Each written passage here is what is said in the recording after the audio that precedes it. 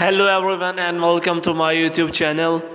In this video I will tell you how you can check your friend list on Facebook, or how you can check how many friends you have on Facebook.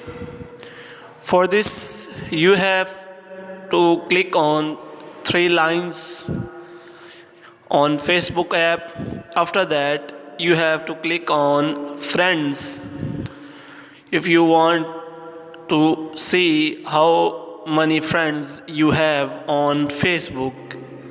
As you can see in the video, if you click on all friends, you can see all your friends you have on Facebook. If you click on all friends, it will take you to all your friend list you have on Facebook.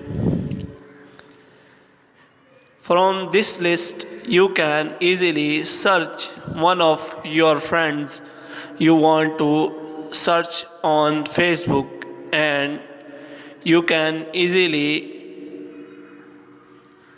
change this list from new friends to all friends by changing the settings from sort, which means you can sort this list according to new friends and old friend list. And moreover, if you want to search one of your friends, you can search in the search bar and search a specific friend of you on Facebook, as you can see in the video. If you are new to this channel, kindly like this video, subscribe our channel and press the bell icon so that you can get the notification of our latest video.